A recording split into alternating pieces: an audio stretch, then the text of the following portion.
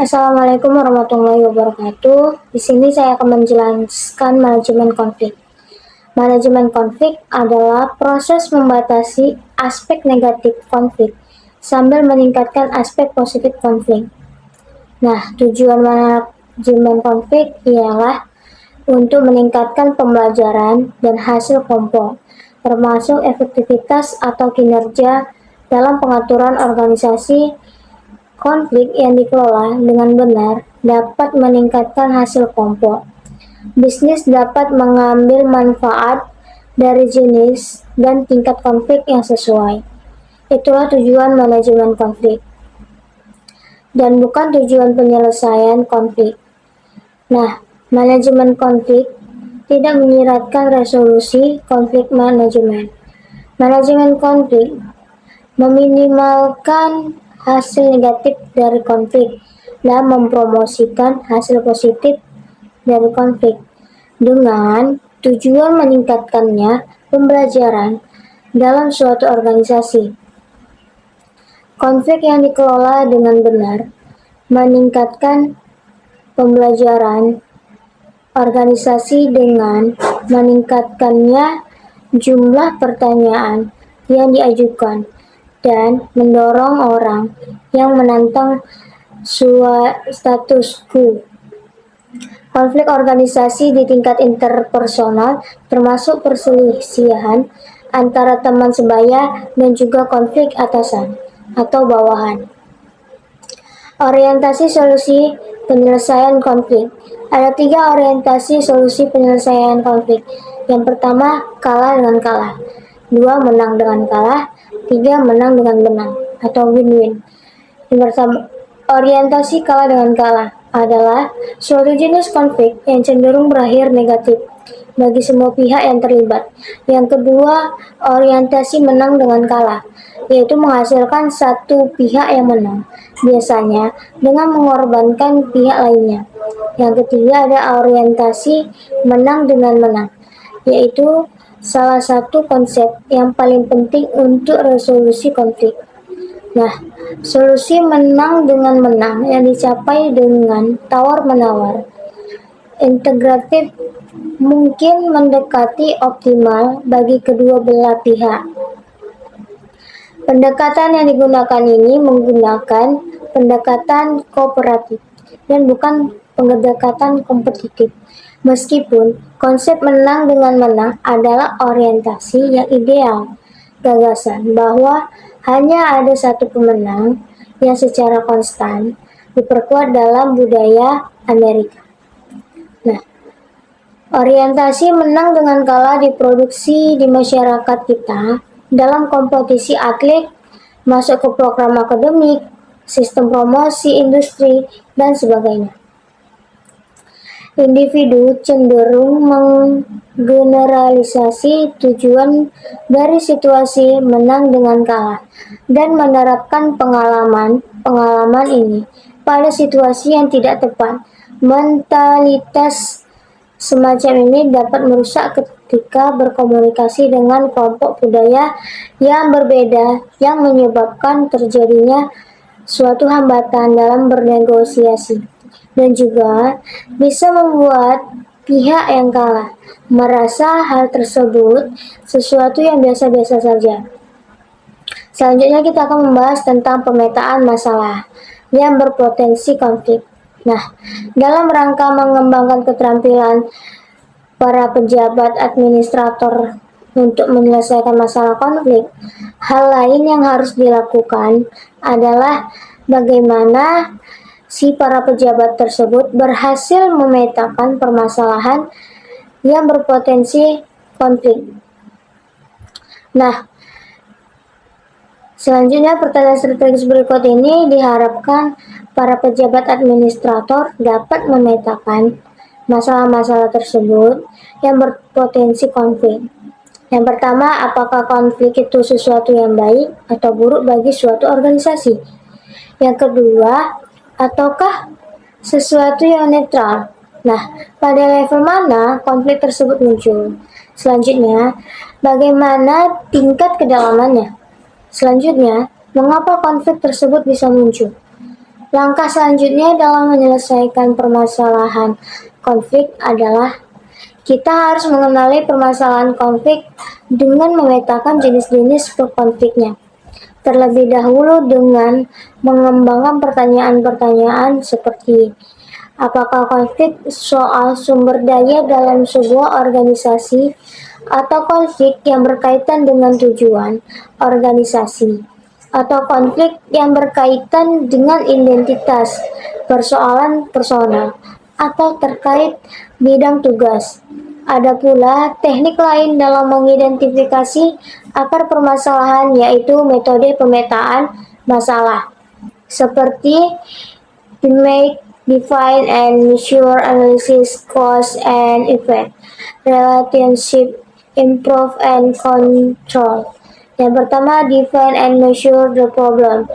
Langkah pertama dalam metode ini adalah kita mendefinisikan dan mengukur masalahnya melalui pertanyaan-pertanyaan yang dapat kita ajukan, seperti apa yang ingin dilakukan untuk mencegah masalah yang berpotensi konflik, kapan dan di mana masalah itu terjadi, apa arti penting masalah bagi organisasi. Yang kedua ada analisis cause and effect relationship. Ketika permasalahan yang sudah berhasil didefinisikan, maka kita tahu penting untuk mencari tahu akar penyebab masalah, dan kita paham bagaimana masalah itu saling berhubungan satu dengan lainnya. Kumpulkan sampel data yang terkait dengan masalah dan lakukan analisa root cause untuk mengidentifikasi alasan kenapa masalah itu seringkali muncul. Nah, selanjutnya, analisis ini akan membentuk dasar untuk menentukan solusi yang mampu mencegah terulangnya kembali masalah yang sama. Selanjutnya adalah improve, yaitu melakukan tindakan pengecekan kembali terhadap permasalahan yang sudah didefinisikan dan diukur. Selanjutnya ada kontrol, yaitu melakukan tindakan kontrol dan mencegah potensi permasalahan yang akan terjadi di kemudian hari. Teknik atau alat lainnya yang juga dapat dipakai untuk menganalisis suatu masalah diantaranya adalah cause dan effect diagram, atau biasa juga disebut fishbone atau Ishikawa. Tes ini akan lebih efektif jika dilakukan secara bersama atau dengan tim. Selanjutnya kita akan membahas tentang perumusan masalah konflik. Setelah permasalahan konflik dipetakan, maka tahapan selanjutnya adalah bagaimana para pejabat administrator tersebut merumuskan masalah konflik dengan menyimpulkan jenis dan sumber-sumber konfliknya, serta bagaimana menentukan prioritas cara penyelesaiannya.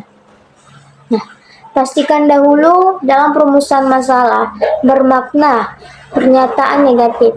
Contohnya itu seperti rendahnya kepedulian pegawai dikarenakan perbedaan perhatian oleh pimpinan. Selanjutnya itu ada perseteruan yang berkesinambungan pasca suatu rapat kerja sehingga membuat suasana kerja kurang kondusif. Yang ketiga ada pembagian kerja yang tidak merata sehingga membuat pegawai menjadi tidak perlu terhadap pedulinya kegiatan dari sebuah unit. Selanjutnya, komunikasi yang tidak lancar di unit kerja sehingga menimbulkan kecurigaan dan ketidakpercayaan antara pimpinan dan staf maupun lainnya. Selanjutnya ada ketimpangan distribusi. Kewenangan antara pejabat pengawas menyebabkan lingkungan kerja tidak kondusif. Nah, skala prioritas konflik. Konflik dalam organisasi berbagai macam ragamnya, mulai antar individu sampai melibatkan kelompok dan sebuah organisasi. Pada prinsipnya, konflik yang terjadi dalam sebuah organisasi harus kita tuntaskan. Namun untuk mengelola dibutuhkannya tingkat selektivitas yang tinggi dalam menyelesaikannya. Konflik mana saja yang harus diselesaikan segera dan membutuhkan penanganan. secepatnya. Hal ini mengingatkan keterbatasan waktu dan sumber daya yang dimiliki oleh pejabat administrator. Banyak teknik yang digunakan oleh seseorang dalam membuat prioritas konflik yang harus diselesaikan, di antaranya yaitu dengan mengembangkan metode penentuan prioritas berdasarkan. Yang pertama ada menggunakan magnitude masalah, menunjukkan berapa banyak orang yang sekitar organisasi atau sebuah unit organisasi yang terkena masalah akibat dari konflik tersebut. Yang kedua adalah severity. Severity adalah besar kerugian yang ditimbulkan. Yang ketiga adalah vulnerability, yaitu menunjukkan sejauh mana tersedianya money, material, metode, dan teknologi yang efektif untuk menganalisis dan mengatasi konflik. Vulnerability yang disebut nilai tersediakan infrastruktur untuk mengatasi konflik tersebut. Ketersediaan tenaga ahli dan peralatan. Yang keempat ada community atau publik dan political concern, adalah kepedulian atau dukungan politis dan dukungan publik. Dalam hal ini rekan-rekan kerja dan lingkungan unit Anda. Yang selanjutnya ada affordability. Affordability menunjukkan ada tidaknya ketersediaan data atau informasi. Untuk pembobotan, masing-masing kriteria diberi skor dengan nilai ordinal, misalnya antara angka 1 yang menyatakan terendah sampai dengan angka 5 yang menyatakan angka itu sudah sangat tertinggi. Nah, setelah diberi skor masing-masing prioritas konflik, dihitung nilai skor akhirnya, yaitu dengan perkalian antar nilai skor masing-masing kriteria untuk proses prioritas tersebut. Sesuai yang ada tabel prioritas penanganan konflik dalam unit organisasi, pusdiklat, civility publik atau ability finansial prioritas konflik. Nah, konflik antar pejabat pengawas ada 4, 3, 2, 1. Konflik antara staf dan unit ada 1, 5, 5, 1, 4. Konflik kepentingan ekonomi antara staf dan penjabat pengawas ada 4, 3, 2, 2, 1, 4. Konflik pribadi staf ada 1, 4, 2, 3, 3, 7. Berdasarkan tabel yang di atas, dapat skor tertinggi ada 2, 1, 6. Maka masalah konflik kewenangan antara pejabat pengawas menjadi prioritas 1 dan seterusnya. Konflik kepentingan ekonomi menjadi prioritas kedua untuk yang ditangani. Seseorang pejabat administrator dapat pula menggunakan metode PEAR dengan mengembangkan pertanyaan-pertanyaan seperti properti. Apakah program intervensi yang sudah Anda dapat mengatasi konflik yang saat ini terjadi? Yang kedua ada ekonomi. Apakah yang ditimbulkan dampak ekonomi dari masalah konflik tersebut? Apakah masalah ekonomi berdampak jika suatu konflik jika tidak ditangani? Selanjutnya ada acceptability. Akankah berbagai pihak yang terkait dalam konflik ingin atau butuh penyelesaian atau jalan keluar dari suatu konflik yang terjadi? Selanjutnya ada resource. Apakah sumber daya termasuk atau tersedia seperti ada potensial. Selanjutnya ada legality. Apakah dasar hukum yang sesuai ketentuan hukum atau peraturan yang berlaku, atau para pejabat administrator bisa juga menggunakan beberapa teknik atau penentuan prioritas konflik dengan menggunakan metode USG atau Urgency, Seriousness, dan Reward. USG adalah salah satu alat untuk menyusun urutan prioritas isu yang harus diselesaikan. Caranya itu dengan menentukan tingkat urgensi, keseriusan, dan perkembangan isu dengan menentukan skala nilai 1-5. Isu yang memiliki total skor tertinggi merupakan isu prioritas. Untuk lebih jelasnya, atau lebih lanjutnya, seperti pengertian urgensi, seriousness, dan growth dapat diuraikan sebagai berikut. Urgensi, seberapa mendesak konflik tersebut harus kita tangani dan harus diselesaikan tanpa memperhitungkan sumber daya yang ada. Seriousness, seberapa besar keinginan untuk menyelesaikan konflik dengan memperhatikan sumber daya yang ada. Yang ketiga adalah growth, seberapa besar dampak yang timbul akibat apabila konflik itu selalu dibiarkan. Selanjutnya, penyelesaian konflik. Menurut Nichols, mencatat bahwa konflik selesai ketika konsistensi antara keinginan dan tindakan para pihak telah diselesaikan. Jenis penyelesaian konflik. Yang pertama ada negosiasi. Negosiasi adalah bagian penting dari resolusi konflik, dan setiap upaya negosiasi yang mencoba menggabungkan konflik positif sejak awal harus berhati-hati untuk tidak membiarkannya menjadi menurun dan menjadi konflik negatif. Perlu dibangun suatu sistem komunikasi yang dapat digunakan untuk meningkatkan komunikasi antara atasan atau supervisor dan bawahan yang akan sangat bermanfaat sebagai model mediasi alternatif yang dapat tetap menjaga wibawa atasan sambil tetap mendorong dialog yang konstruktif dalam menangani perbedaan pendapat. Yang kedua ada mediasi konflik. Nah, mediasi konflik ini adalah pendekatan yang sangat cocok untuk perselisihan antara rekan kerja, kolega, atau rekan sejawat, khususnya konflik interpersonal yang mendalam. Perselisihan multikultural atau multietnis. Di antaranya berbagai metode yang menyelesaikan konflik adalah sebuah mediasi perselisihan oleh anggota kelompok yang tidak terlibat dalam perselisihan. Lebih khusus lagi, seorang mediator didefinisikan sebagai orang yang berusaha menyelesaikan konflik antara dua anggota kelompok dengan campur tangan dalam konflik ini. Sederhananya itu gini, mediator dapat dianggap sebagai panduan yang netral yang membantu mengarahkan orang-orang yang berselisih melalui proses pengembangan solusi untuk perselisihan. Mediasi pihak ketiga dari suatu konflik membuka jalan untuk komunikasi antara anggota kelompok dalam konflik.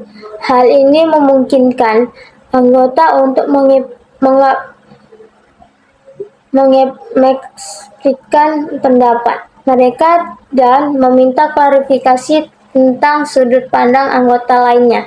Sementara mediator bertindak sebagai bentuk perlindungan terhadap rasa malu atau kehilangan muka yang mungkin dialami oleh pihak yang berselisih. Nah, ini juga dapat dilakukan dengan memberi cahaya positif pada rekonsiliasi yang dibuat selama proses mediasi. Mediator juga dapat menawarkan bantuan dalam menyempurnakan solusi dan membuat penawaran balasan antara anggota, menyesuaikan waktu dan lokasi pertemuan sehingga mereka saling memuaskan untuk kedua belah pihak. Nah, menurut tahun 2006 ada 3 pendekatan mediasi utama. Yang pertama adalah prosedur inkuisisi. Menggunakan prosedur ini, mediator menanyakan kepada masing-masing pihak yang berselisih serangkaian pertanyaan, mempertimbangkan 2 rangkaian tanggapan, dan kemudian memilih dan memaksakan solusi yang wajib pada para anggota. Nah, prosedur inkuisitorial adalah pendekatan di mana mediasi yang paling tidak populer Yang kedua ada arbitrase. Di sini mediasi melibatkan dua pihak yang berselisih, menjelaskan argumen-argumen mereka kepada si mediator yang menciptakan solusinya berdasarkan argumen yang disajikan. Arbitrasi adalah yang terbaik untuk konflik intensitasnya yang rendah, tetapi merupakan gaya mediasi yang paling sangat disukai secara keseluruhan. Nah, yang ketiga itu ada debat. Pendekatan penyelesaian konflik dengan cara berdebat melibatkan diskusi terbuka antara pihak yang berselisih dan mediator tentang masalah penyebab konflik dan alternatif solusi yang berpotensial. Dalam pendekatan ini, mediator itu tidak dapat bisa memastikan solusinya wajib. Dari ketiga metode mediasi konflik, debatlah yang dipakai karena gaya mediasi yang paling sangat disukai. Nah, gaya mengelola konflik, Acua dan Luciana, tahun 2009. Dalam buku terkenal mereka, Effective Leadership, juga menyimpulkan pendapatnya bahwa 5 gaya seseorang dalam menangani konflik. Gaya pengelolaan konflik ini dipengaruhi oleh dimensi konsentrasi seseorang, baik mengelola konflik. Yang pertama ada konsentrasi pada kebutuhan orang lain atau konsentrasi pada kebutuhan kita sendiri. Nah, konsentrasi ini memunculkan 3 jenis perilaku dalam mengelola konflik. Yang pertama ada konsentrasi yang rendah pada kebutuhan diri sendiri dan konsentrasi yang tinggi pada kebutuhan orang lain yang menyebabkan seseorang itu memiliki perilaku yang pasif. Yang kedua itu ada konsentrasi yang tinggi pada kebutuhan sendiri dan konsentrasi yang rendah pada kebutuhan orang lain yang menyebabkan perilakunya yang sangat agresif. Nah, yang ketiga ada konsentrasi yang sedang atau tinggi pada kebutuhan sendiri dan kebutuhan orang lain yang bisa menyebabkan seseorang memiliki perilaku yang asertif. Selanjutnya, menurut Ashua dan Lucier, gaya mengelola konflik seseorang dipengaruhi oleh kepribadian dan gaya kepemimpinan seseorang, dan tidak ada gaya pengelolaan konflik yang paling baik untuk semua situasi. Artinya, seseorang pemimpin harus memilih gaya yang sesuai dengan kebutuhan dan konteks yang dihadapinya. Berikut adalah gambar gaya pengelolaan konflik, manfaat dan kerugiannya. Nah, gaya pengelolaan konflik, gaya pengelolaan pemanfaatan rugi. Gaya menghindar, ada avoiding conflict style, dapat mempertahankan akan terus terjadi jika terus hubungan meski konflik dilakukan akan memberikan tidak peduli dan tidak dimunculkan oleh gaya ini. Konflik dalam menghindari konflik secara diri orang, mental dan fisik tersebut.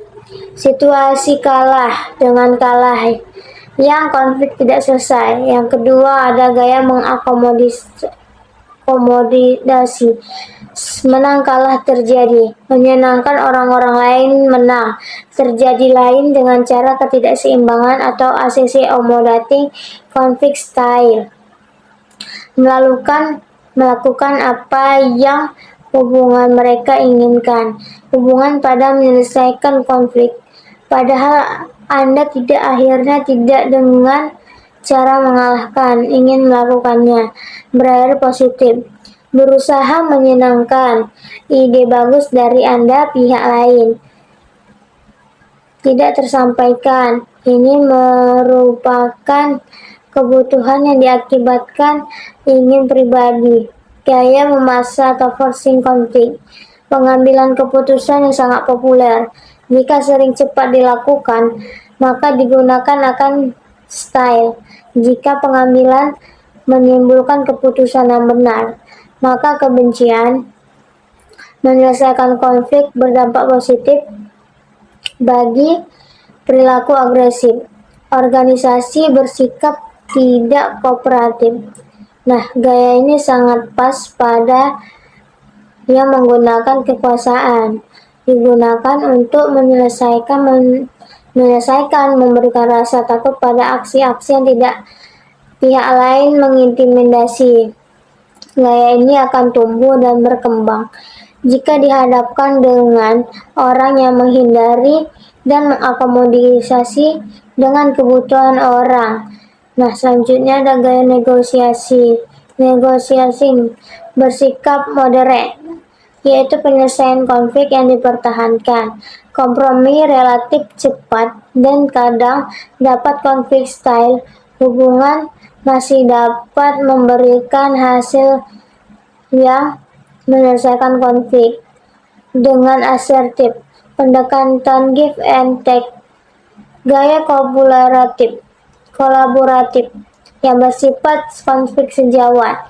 Penyelesaian konflik biasanya bukan menang dengan kalah, memakan waktu, namun berdasarkan yang lama, solusi terbaik bagi menyelesaikan konflik secara kedua pihak mendapatkan bersama-sama, dan solusi alternatif logis akan kesepakatan juga ditentukan bersama diperoleh dalam hal yang diinginkan sama keterampilan.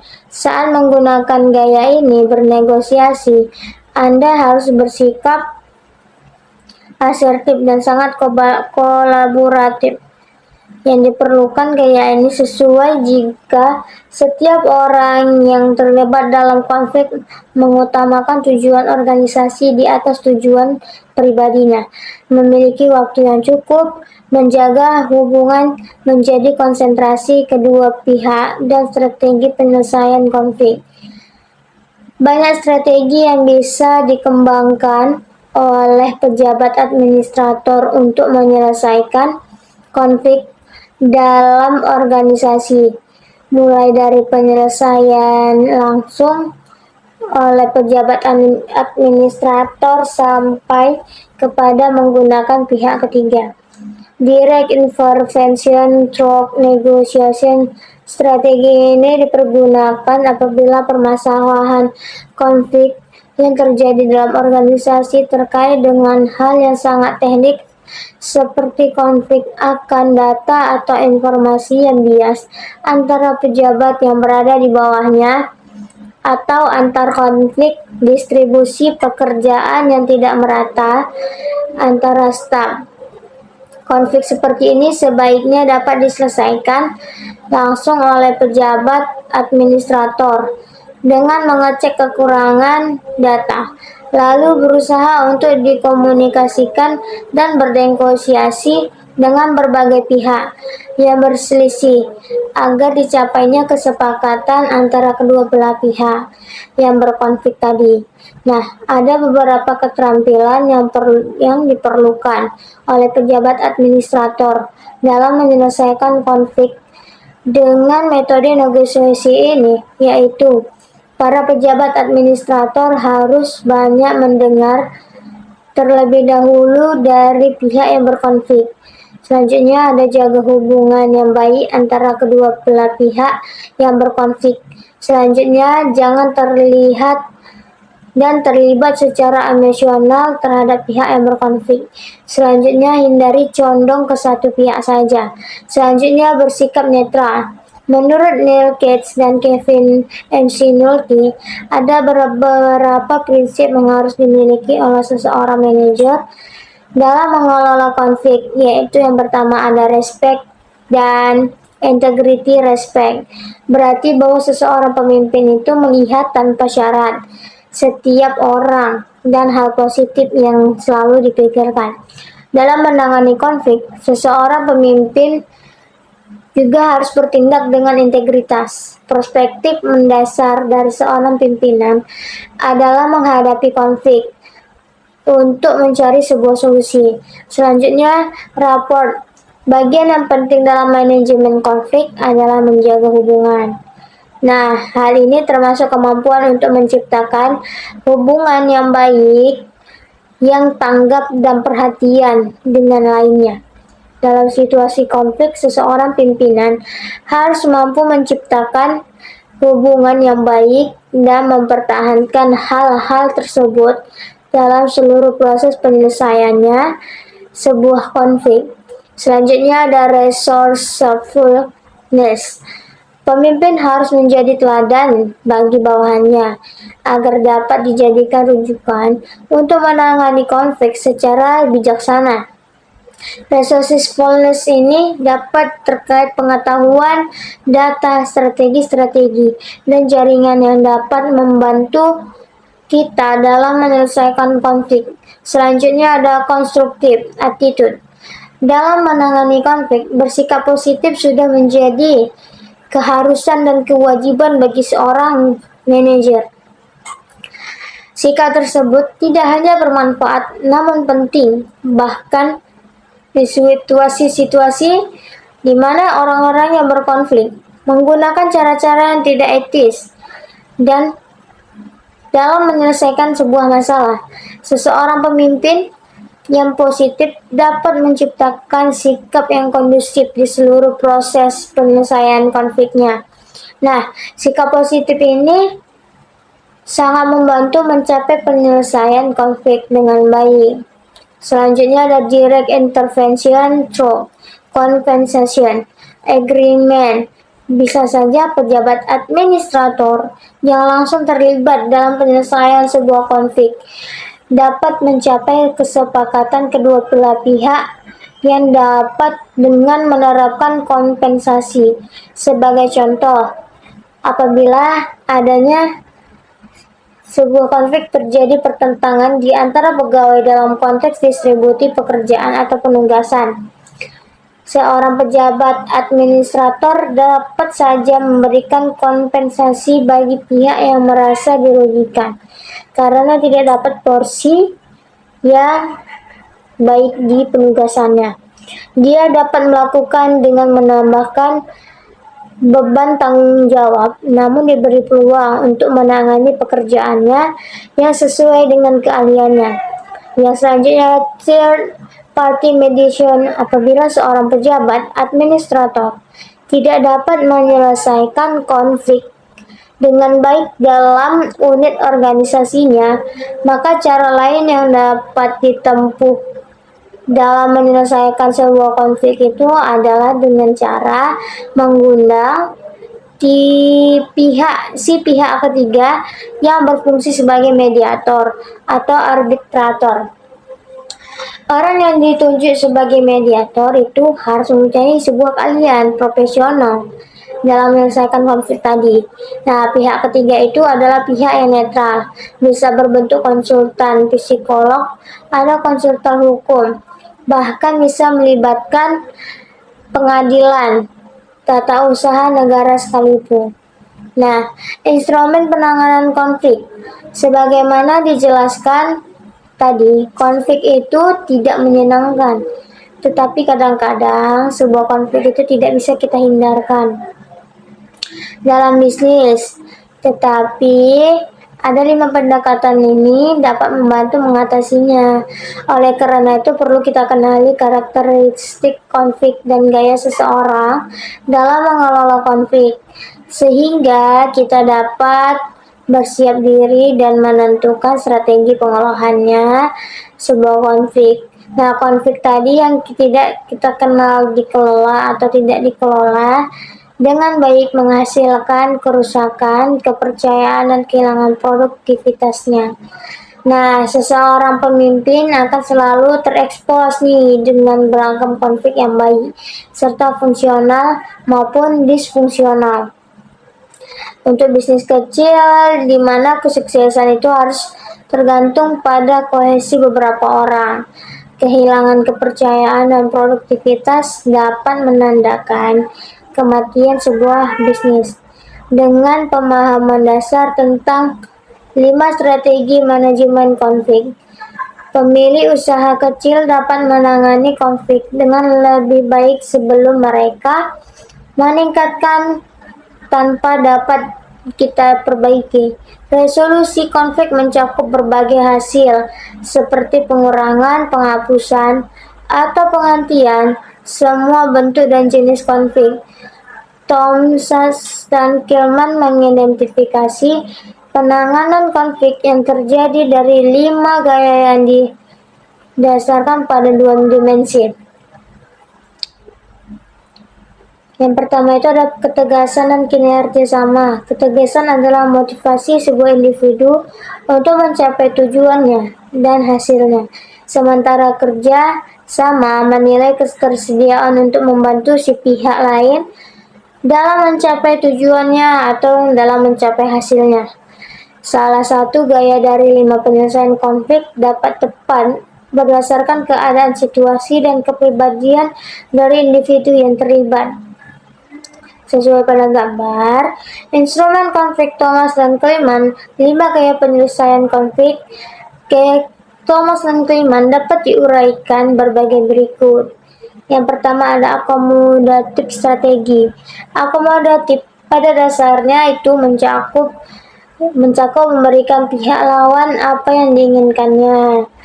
Penggunaan akomodasi sering terjadi ketika salah satu pihak berkaitan untuk menjaga perdamaian atau menganggap masalah ini sebagai hal yang sepele. Sebagai contoh, sebuah bisnis yang membutuhkan pakaian formal dapat melembagakan kebijakan Jumat kasual sebagai cara yang beresiko rendah untuk menjaga perdamaian dengan pangkat dan kearifan. Namun, karyawan yang menggunakan akomodasi sebagai strategi manajemen konflik utama dapat melacak dan mengembangkan kebencian. Yang kedua ada menghindari strategi. Penghindaran berusaha untuk menunda konflik tanpa batas. Dengan menunda atau mengabaikan konflik, penghindaran berharap masalah itu terselesaikan dengan sendirinya, tanpa adanya konfrontasi. Mereka yang secara aktif menghindari konflik sering memiliki harga rendah atau memegang posisi kekuasaan rendah. Dalam beberapa keadaan, menghindari dapat berfungsi sebagai strategi manajemen konflik yang menguntungkan, seperti setelah pemecatan ke karyawan yang populer tetapi tidak produktif, memperkerjakan pengganti yang lebih produktif untuk posisi itu, menenangkan banyak konflik. Yang ketiga adalah berkolaborasi. Kolaborasi bekerja dengan mengintegrasikan ide-ide yang ditetapkan oleh banyak orang. Tujuannya adalah untuk menemukan solusi kreatif yang dapat diterima oleh semua orang. Kolaborasi meskipun bermanfaat membutuhkan komitmen waktu yang signifikan yang tidak sesuai dengan semua konflik. Sebagai contohnya itu, seorang pemilik bisnis harus bekerja secara kolaboratif dengan manajer untuk membuat kebijakan, tetapi pengambilan keputusan secara kolaboratif mengenai persediaan kantor menghabiskan waktu yang lebih baik untuk kegiatan lainnya. Yang keempat adalah berkompromi strategi. Kompromi biasanya meminta kedua belah pihak dari konflik untuk melepaskan unsur-unsur posisi mereka untuk membangun solusi yang dapat diterima. Jika tidak disetujui,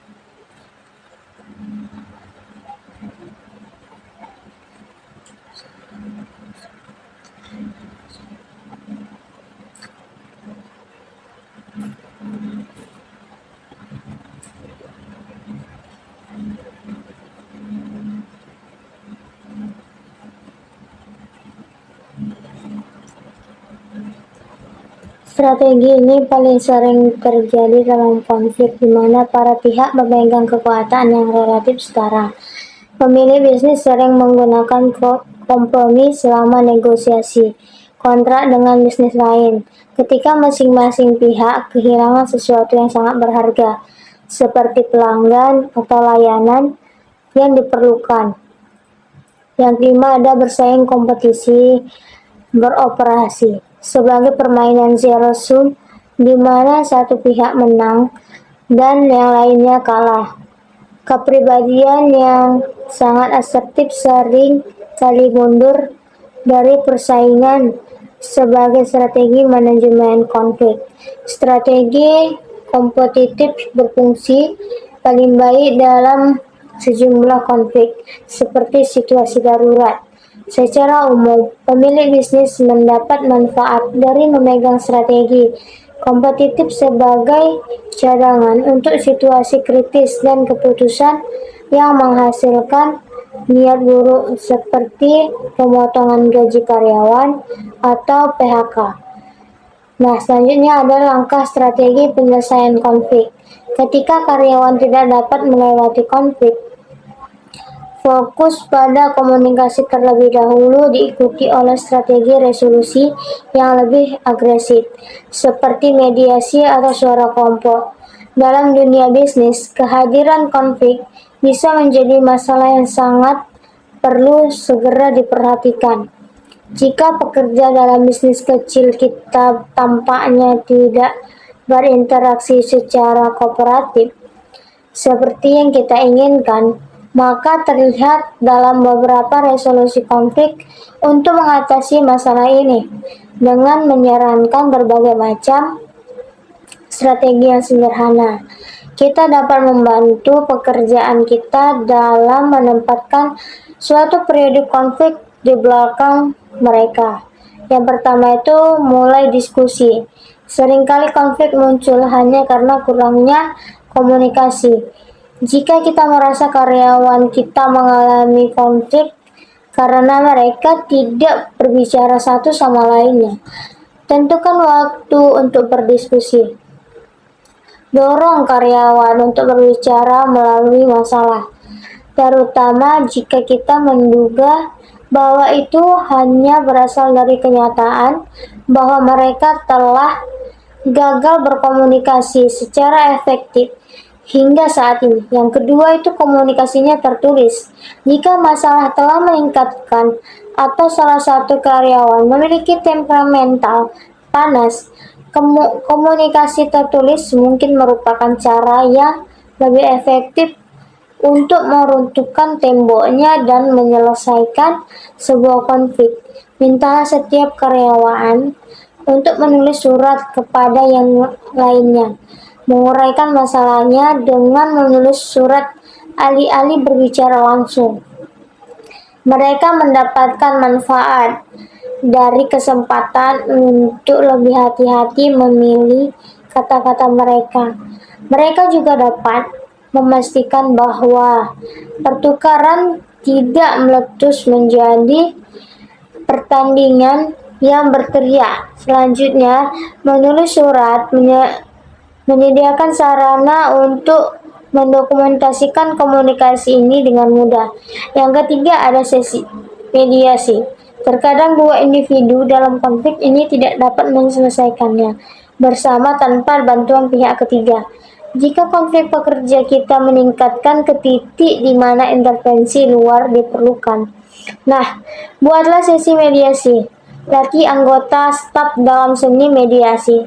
Izinkan staf ini untuk duduk bersama orang-orang yang bertikaian dan membantu mereka dalam menyelesaikan masalah mereka dengan cara yang produktif.